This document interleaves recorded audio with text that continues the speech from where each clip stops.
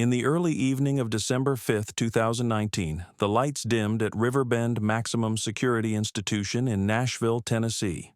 At 7:26 p.m. Central Time, 53-year-old Lee Hall became the first person executed by electric chair in Tennessee since 2007, and only the second person in the United States to choose electrocution over lethal injection that year. But this story isn't just about an execution method. It's about a crime that shocked a community, a legal battle that spanned nearly 3 decades, and the final moments of a man who spent 28 years on death row for one of the most brutal murders in Tennessee's history. This is the complete story of Lee Hall, his crime, his time on death row, and his final day. Lee Hall was born in 1966 and grew up in a troubled household marked by poverty and instability.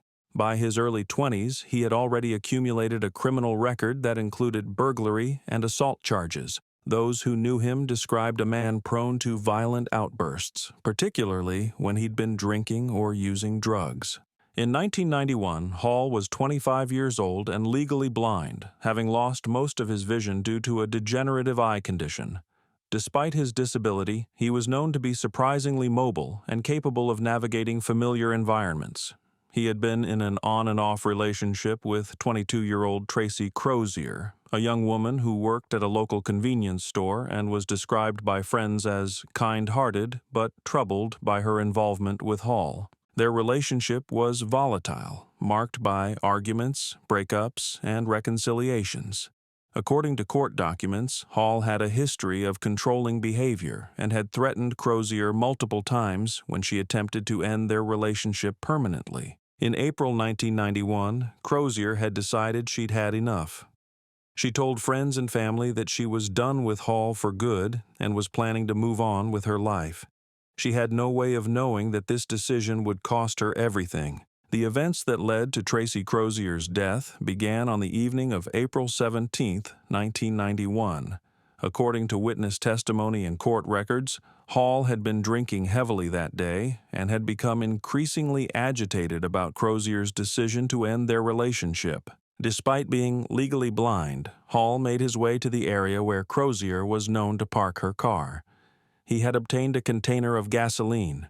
Prosecutors would later argue this showed premeditation, as Hall had to plan and prepare for what he was about to do. When Crozier arrived at her car that evening, Hall was waiting. Witnesses reported hearing shouting and arguing coming from the direction of the vehicle. What happened next was captured in the testimony of several witnesses who were near enough to see the horrific events unfold. Hall approached Crozier's car while she was inside. According to the prosecution's case, he doused the vehicle with gasoline while she was trapped inside, unable to escape.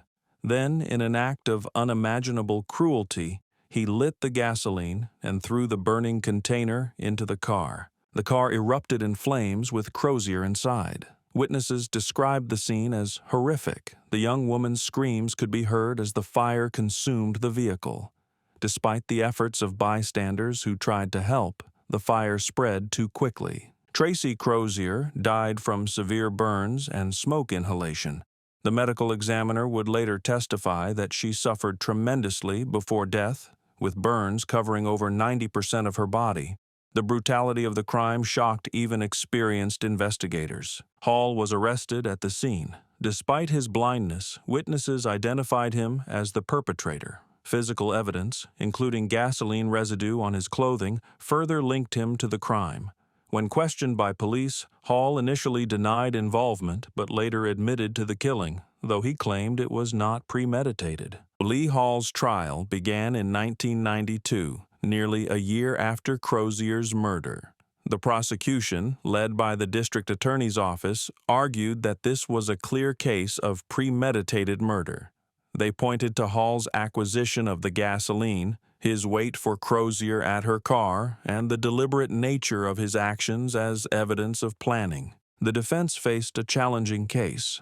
Hall's blindness was presented as a mitigating factor, with his attorneys arguing that his disability had led to social isolation and contributed to his problems with alcohol and drugs. They also attempted to argue that the killing was a crime of passion rather than premeditation. However, the prosecution's case was compelling. Witness testimony painted a clear picture of Hall's actions that night. The medical examiner's testimony about Crozier's suffering was particularly damaging, with graphic descriptions of her injuries and the pain she endured before death. The jury deliberated for less than 4 hours before returning a guilty verdict on charges of first-degree murder. During the penalty phase, prosecutors argued that the especially heinous nature of the crime, burning someone alive, warranted the death penalty. The defense presented mitigating evidence about Hall's troubled childhood, his blindness, and his history of substance abuse. Character witnesses testified about his capacity for kindness when sober. However, the brutality of the crime overshadowed these factors. On March 15, 1993, Lee Hall was sentenced to death by electric chair. At the time, Tennessee offered condemned prisoners the choice between electrocution and lethal injection, but Hall would not make that choice until decades later. Following his sentencing, Hall was transferred to Tennessee's death row at Riverbend Maximum Security Institution.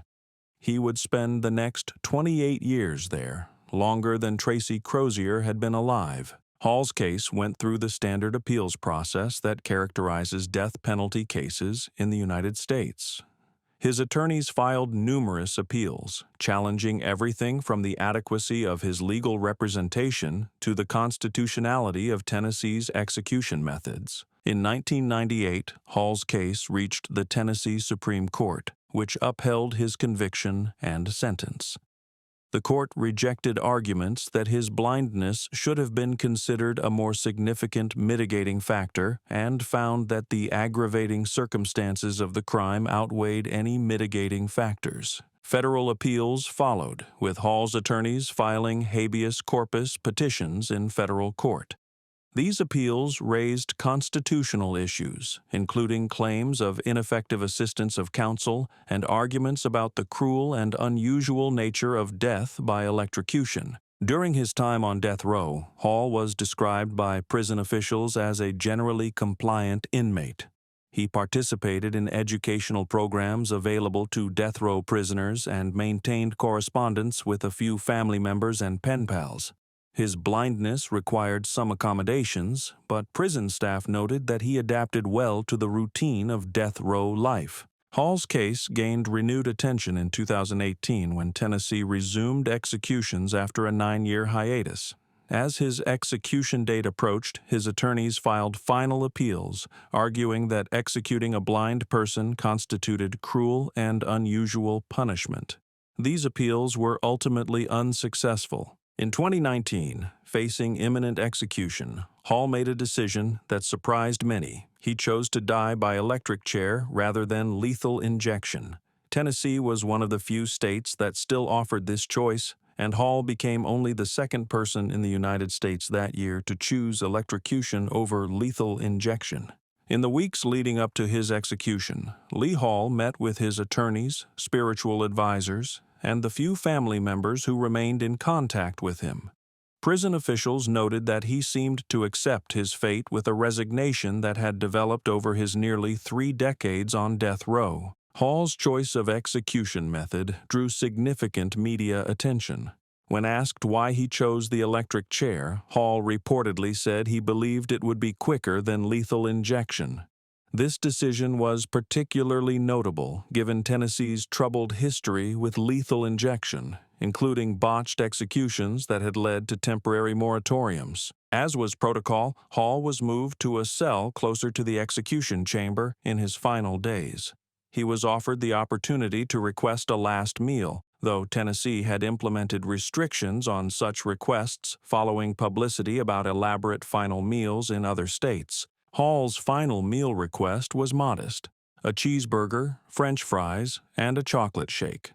Prison officials noted that he ate little of the meal, which was served approximately 4 hours before his scheduled execution. On his final day, December 5, 2019, Hall met with his spiritual advisor, a prison chaplain who had worked with him for several years. He also had a final phone call with a family member, though the content of that conversation was kept private. Hall spent his final hours in a holding cell adjacent to the execution chamber. Prison officials reported that he was calm and cooperative, though understandably anxious about what was to come. At approximately 7 p.m. Central Time on December 5, 2019, Lee Hall was escorted from his holding cell to Tennessee's execution chamber. The electric chair, known as Old Sparky, had been tested multiple times that day to ensure it was functioning properly.